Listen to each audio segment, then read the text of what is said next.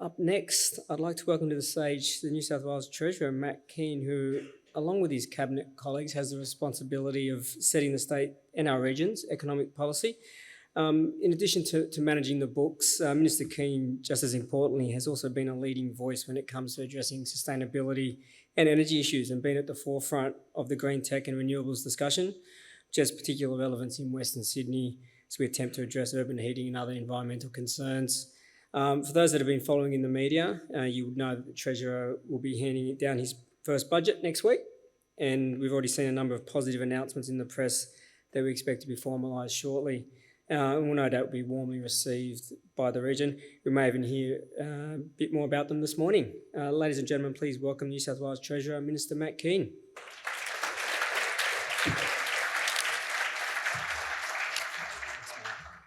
Thank you.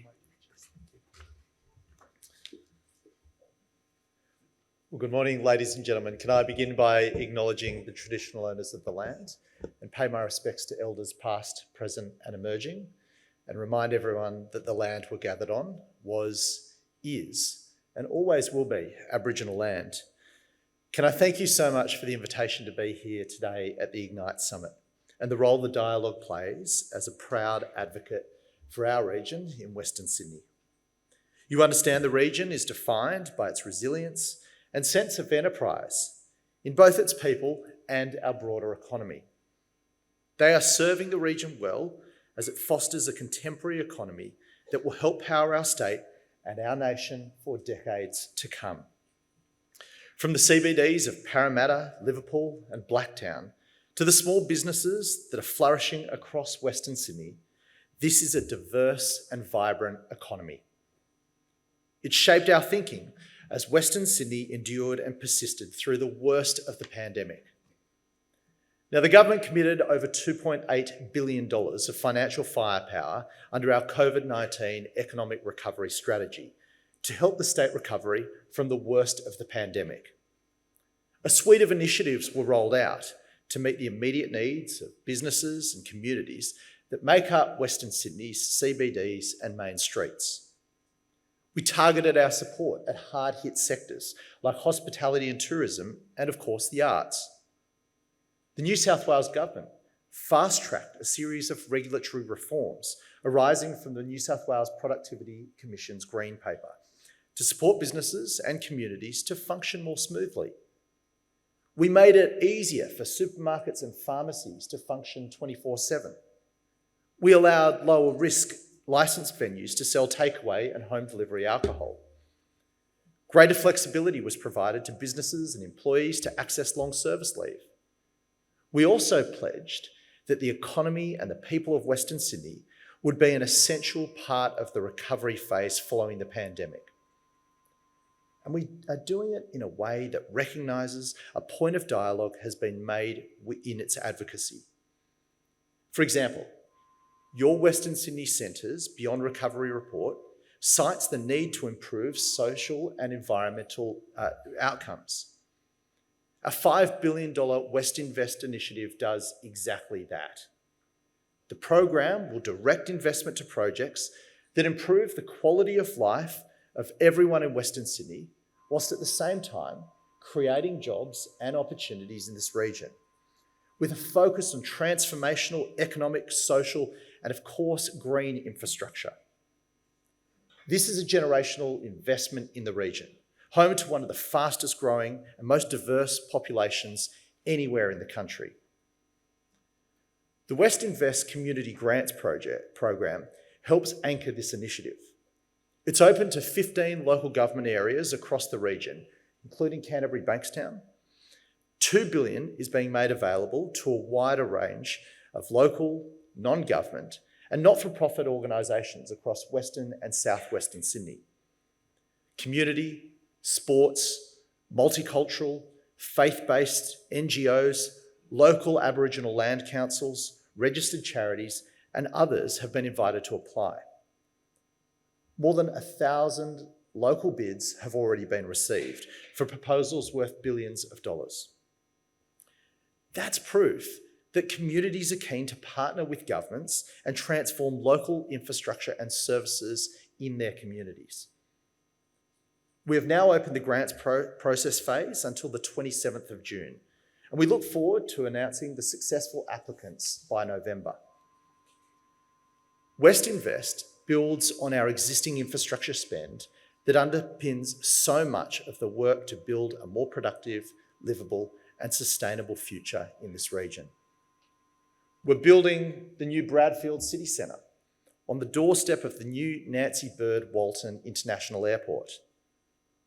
Almost $1.2 billion has already been committed to the project that will foster the pillars of a dynamic new economy flourishing across this region. It will be home to advanced manufacturing, research, science and education. This is anchored in massive spending of enabling works. But our funding also underpins a new high-tech facility that will engender collaboration between industry and research institutions. And we're backing a pilot training model aimed at helping advanced industries access skilled labour. An additional $261 million in capital expenditure has been committed to a full-scale advanced manufacturing and research facility to ensure Western Sydney continues to lead the advanced manufacturing revolution. This is all part of our determination to deliver over 200,000 jobs by 2056 in the Western Parkland City under the Western City Deal. We also have a swathe of investments in economic and social infrastructure across the region. $1.6 billion is going to the Westmead precinct. $1.3 billion is going to the Bankstown Lidcombe Hospital and Community Health Services redevelopment. Another $740 million for the Liverpool Health and Academic Precinct. And we've delivered WestConnex, the M4 and the M8.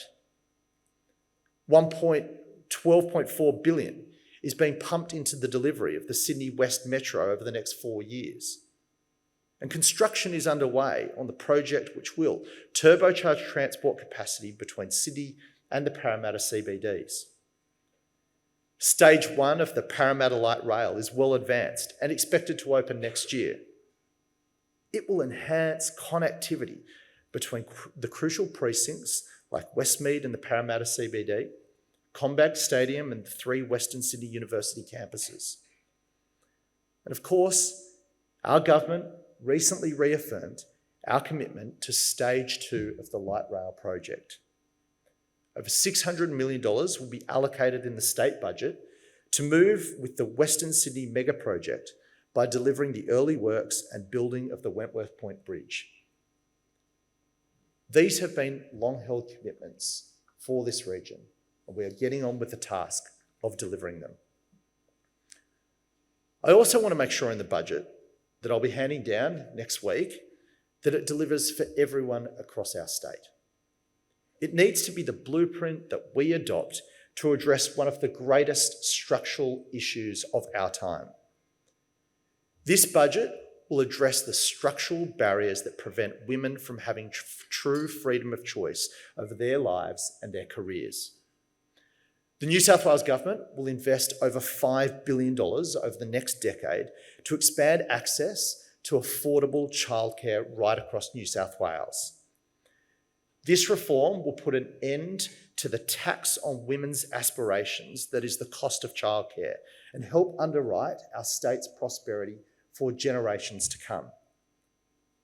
More than 18,000 prospective early childhood teachers and carers will be supported to enter the sector and boost their skills thanks to a $282 million workforce package. We've already committed $80 million to support affordable fertility treatments for women right across our state. We will provide 5 days of paid fertility treatment leave for teachers, nurses, policewomen, and all our public servants across New South Wales. And New South Wales will set the new standard for parental leave in the public sector by encouraging both parents to access paid parental leave entitlements equally. That's on top of $8 million of investment to increase access to childcare for children of hospital workers. We will invest $10 million in seed funding to establish a female founders venture capital fund, named in memory of the fashion legend Karra-Hassan. We've committed $40 million towards specialised services for women experiencing severe symptoms of menopause. And today, we're announcing $1.4 billion worth of investment of making preschool more affordable for more families, with fee relief locked in for the next 4 years. That's on top of a life-changing package for New South Wales families and children announced today, with a $376.5 million investment over the next 4 years in child development and family support. Now, I'll have more to reveal in the coming days about how we plan to close gender gaps across pay, opportunity, and participation. If we achieve these things, our legacy will be immense. We can grow the economy, improve living standards, and boost lifetime earnings and financial security for women right across this state. We can unlock the choice and opportunities that every single woman deserves. It represents our best chance of building a stronger and more prosperous state for everyone.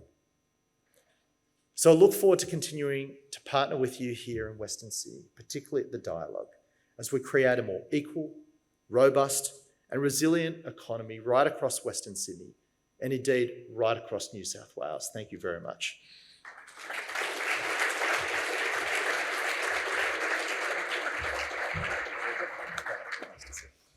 Thank you, Treasurer. Christopher Brown, everybody, if I haven't met you. I won't get too close to you today. I've got the after effects of a bit of man flu. Is that an awful term? How we're just dismissed when we're sick as man flu. Anyway, I won't get started because the Treasurer's just enunciated a tremendous plan for a city for women. Treasurer, thank you for being with us at Ignite. It's the first time we've done this. I think we're 7 years into doing our annual Boomtown conference, which is all about property planning, infrastructure and transport, building the hardware of a city, of a brand new city, of which you're investing about $100 billion, give or take a few stadia or metro lines. But what I think we thought, and particularly our Executive Director, Adam Leto, who kicked it off, is the idea that we also have to curate the show. If that's building the theatre, we've got to put on the show. In a way, the easy bit, expensive, but easy bit is building the train lines and airports and museums, etc., for a brand new, a redeveloped city here and a new city to the west. But the bit about actually filling it in with jobs, talent retention, investment is the hard bit. So maybe from your perspective, as you enter budget time, your view of where the greater Western Sydney economy fits in your broader economic focus for the state. Yeah, well, Chris, thank you for having me here today. And look, Western Sydney really is the beating heart of our state and our nation's economy. You know, it's where the major population centre is. And what we need to do is back it in with investments in infrastructure, back it in with investments in building our cities. And that's exactly what we're doing. We've seen the airport coming along. I've talked about the investments we're making in health precincts, getting our universities to move out in regions like this, turning those universities into the hubs where we're going to create the ideas and industries of tomorrow that will provide the jobs that we need in this growing area. Backing it in with infrastructure like Parramatta Light Rail, Stage 1 and Stage 2.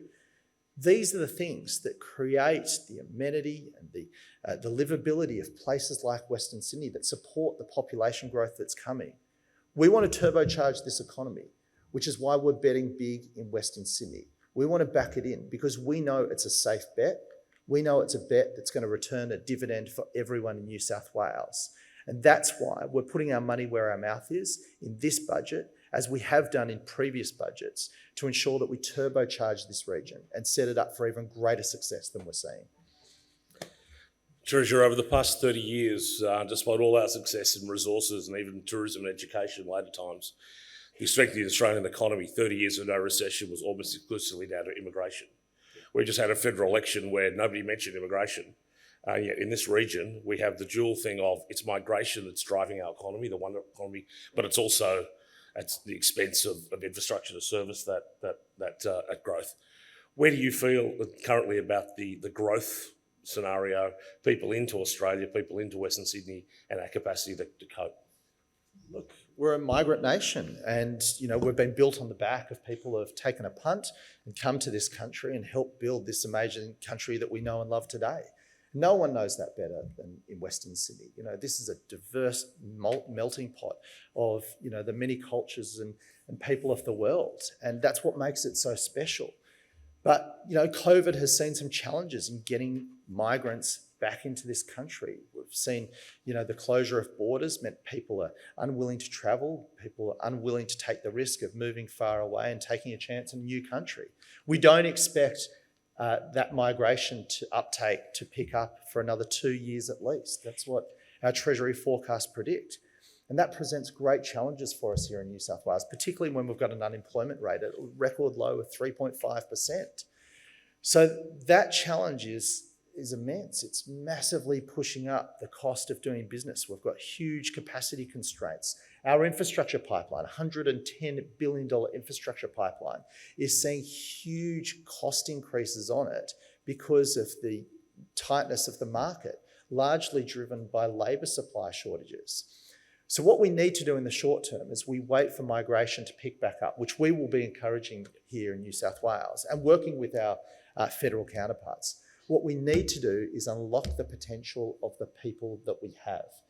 And that's just one of the reasons why we're driving so hard to create more opportunities for women in our community to participate more fully in our economy. If we can unlock the potential of people who want to contribute more hours in the workforce, who want to work more days, then that's how we're going to tackle some of these massive challenges that we're facing. And what we know here in New South Wales is that participation rates between men and women is about equal to the age of 25.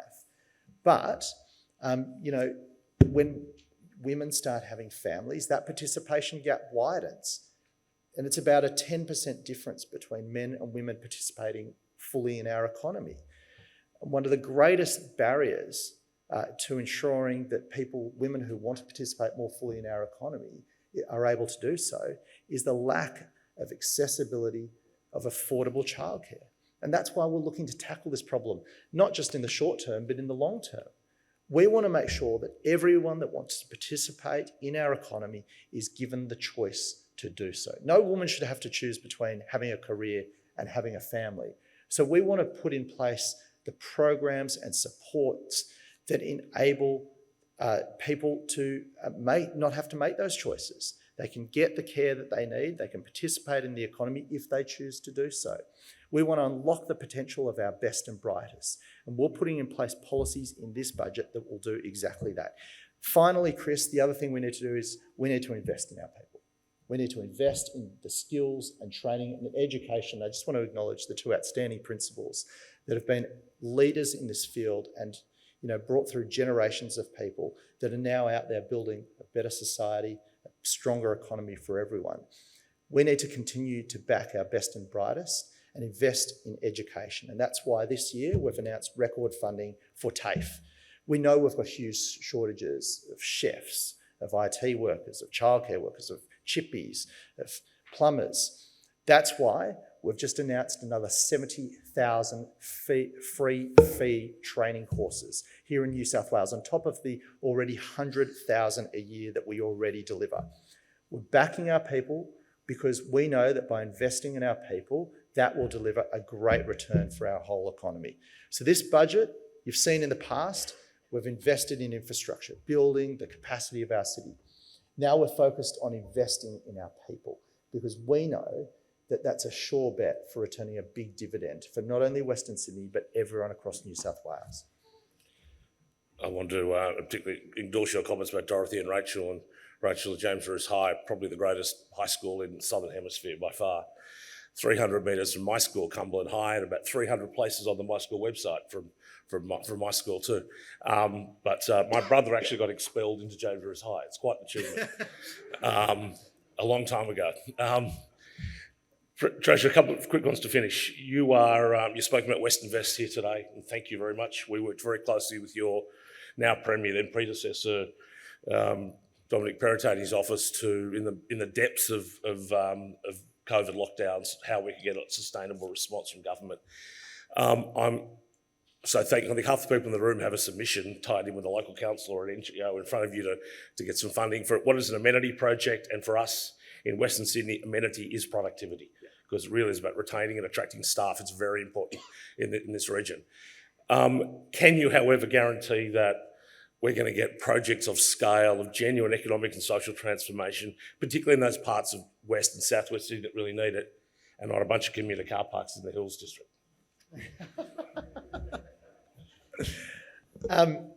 Yeah, I mean, we want Westinvest to be a transformational investment in Western Sydney, in the communities of Western Sydney, providing that amenity and character that it will enhance this area even greater. We want to invest in massive infrastructure projects that are going to transform people's commutes, the way they're educated, the green spaces that they can enjoy with their families. And that's what the Westinvest program is designed to do. I'm currently receiving a number of the submissions, and there's some exciting submissions from community groups, from local councils that are transformative. But don't forget, there's $3 billion set aside for government projects. And I want to see those government projects be the big, dynamic and transformational projects that will improve not only the lives of everyone in Western Sydney, but transform the economy out here. We're backing some of those projects already in the budget, like the Parramatta Light Rail Stage 2 project, but we also want to use Westinvest to transform this region forever. Well, that's a good one for you. You're not only the Treasurer, you're also the member for Hornsby. And while there's been incredible development in the Western Parkland City with the city deal, the airport, the Western Rail underway, the roads package, tell me how we get more political champions for the forgotten core, the Central River City, the great spread of post-World War II development from Hornsby to Hurstville, that middle core, that city. We've got you, the Treasurer, the Premier, Minister Dominello, Minister Lee, your dear mate, Minister Elliott in the Hills. We have a whole bunch of state ministers, but it just seems to lack that champion. The Western Parkland, Stuart has obviously become such a champion of the Western Parkland City remarkably well. Bit of advice: how do we get that same urgency going outside just Parramatta, which has been a tremendous recipient of government largesse, but that stretch that we can develop the north-south links to really give an identity and a drive to that Central River City?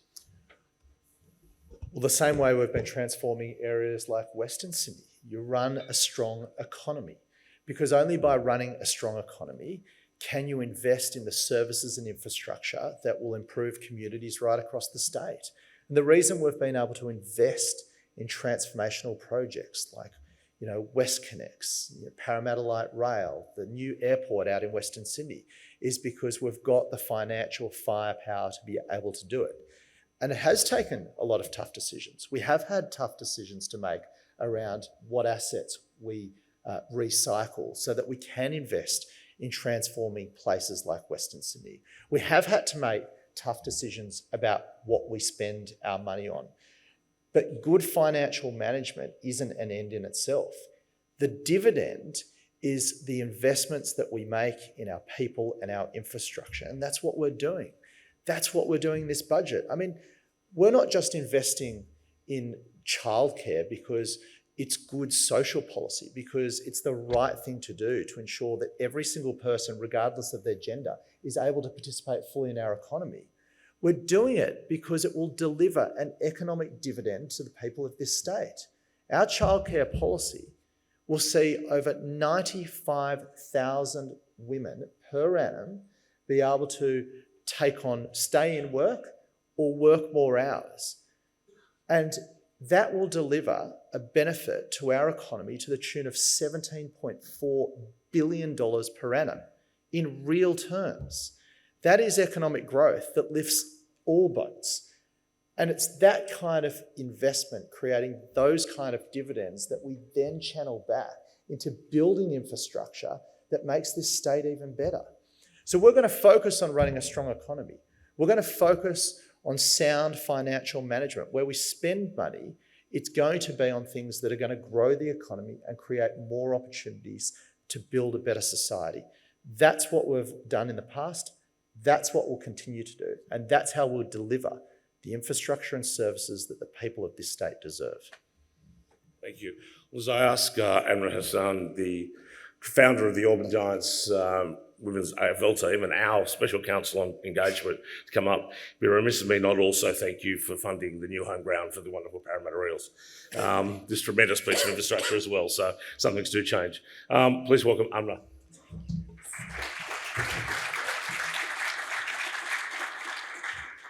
Good morning. I'm the Special Advisor for the Western Sydney Leadership Dialogue and now a graduate of the Collaborative Leadership Program of 2022. Well, thank you, Faith. I would like to offer a quick vote of thanks to our Treasurer, Matt Kean. Matt, I appreciate your perspective on the importance of investment in initiatives, communities and people. And I want to thank you for sharing the multiple investments in the region and for women.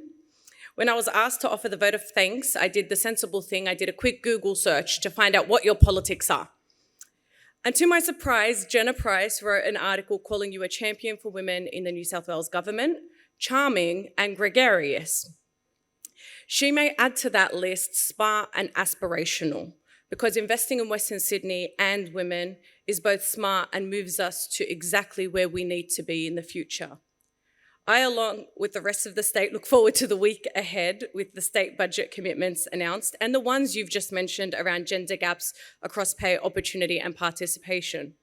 I think your leadership speaks to some of the themes of the Collaborative Leadership Program that I had the opportunity to participate in across a week, much like you'll do today in a full day.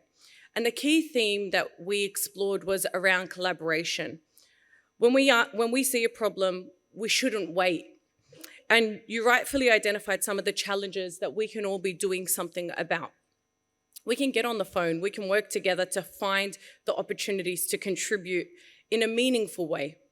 That can happen at all levels of society. It doesn't just take the political apparatus. The program that I participated in brought together so many people, much like this room today. And one of the best insights I took from the program last week was today will be the easy bit. We'll have our meals, maybe you'll have some drinks at the end. I don't know what Faith's got planned. You'll get to network, you'll have some great conversations, you'll hear some wonderful perspectives. But what will matter most is what we do when we all leave this room. And I think that what Matt has demonstrated in his quick address to us today and what the announcements are showing us is we can all do something, but so can we. And so I want to leave you with that, and I want to say thank you. It was a pleasure.